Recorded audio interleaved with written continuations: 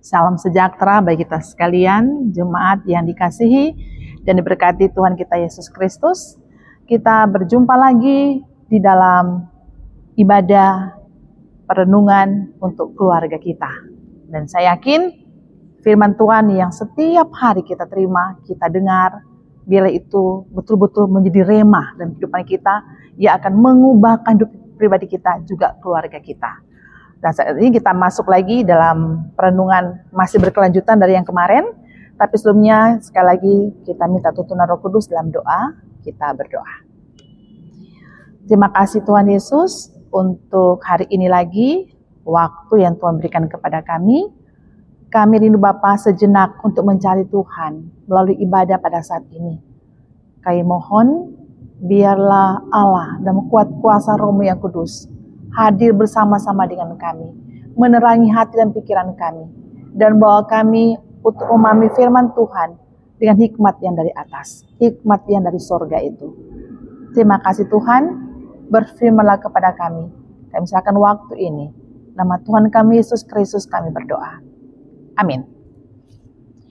Ya, pembacaan kita masih berlanjut dengan pembacaan yang kemarin dalam kitab Kisah Para Rasul pasal 2. Hari ini ayat yang ke-38. Kisah Rasul pasal 2 ayat 38 bunyinya demikian. Jawab Petrus kepada mereka, bertobatlah dan hendaklah kamu masing-masing memberi dirimu dibaptis dalam nama Yesus Kristus untuk pengampunan dosamu. Maka kamu akan menerima karunia Roh Kudus. Ya, sejauh itu bacaan firman Tuhan untuk kita sekalian. Ini masih dalam kumpulan ayat dengan tema khotbah Petrus. Ya, pada hari Pentakosta banyak orang yang tersentuh hatinya setelah mendengar khotbah Petrus. Ya, sesuai dengan bacaan di minggu yang berjalan ini. Mereka sadar bahwa hidup mereka sudah jauh dari kehendak Tuhan. Sehingga mereka bertanya kepada Petrus, kalau begitu, apa yang harus kami perbuat? Petrus menjawab mereka dengan tegas dan jelas. Bertobat, dibaptis, dan percaya kepada Yesus.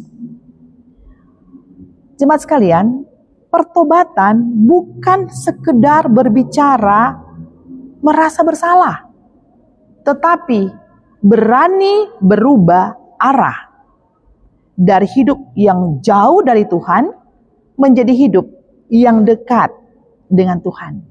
Bahkan dalam Injil Yohanes pasal 15 dikatakan hidup di dalam Tuhan, bukan sekedar dekat dengan Tuhan. Karena Tuhan tidak mencari manusia yang sempurna, tetapi yang dicari itulah hati yang mau berubah. Ya, jadi sekali lagi, Tuhan tidak mencari manusia yang sempurna, karena kita manusia tidak ada yang sempurna. Tetapi yang Dia mau cari, manusia yang siap hatinya untuk mau berubah. Tadi pertobatan. Sedangkan baptisan ini menjadi tanda bahwa hidup lama sudah ditinggalkan dan hidup baru mulai bersama Kristus.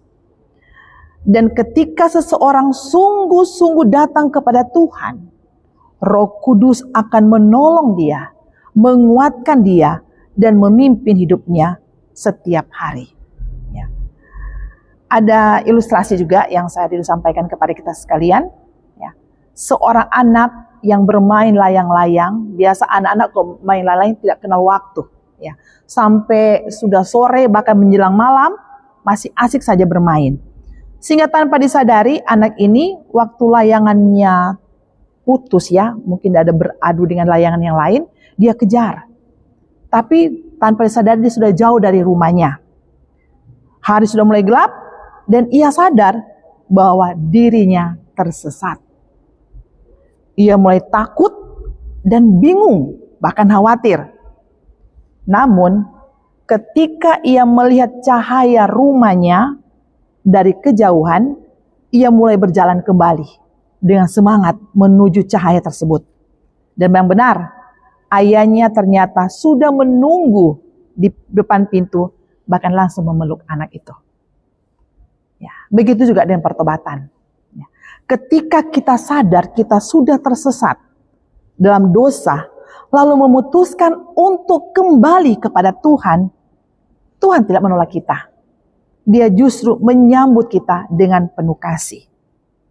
Untuk itu jemaat sekalian yang dikasihi dan berkati Tuhan kita Yesus Kristus, hari ini Tuhan memanggil kita dalam hal apa? Pertama, tinggalkan dosa. Berani mengambil langkah iman, tinggalkan dosa. Setelah kita sudah tinggalkan dosa, datanglah kepada Yesus. Datang dan kembali kepada Yesus. Baru apa? Hidup dalam pertobatan. Terima Yesus, hidup dalam pertobatan. Dan akhirnya yang keempat, biarkanlah Roh Kudus memimpin hidup kita. Karena apa? Karena di dalam Kristus selalu ada pengampunan dan hidup yang baru. Mari, kita yang sudah mengenal dan tahu firman, bawalah keluarga kita untuk menerima Tuhan Yesus.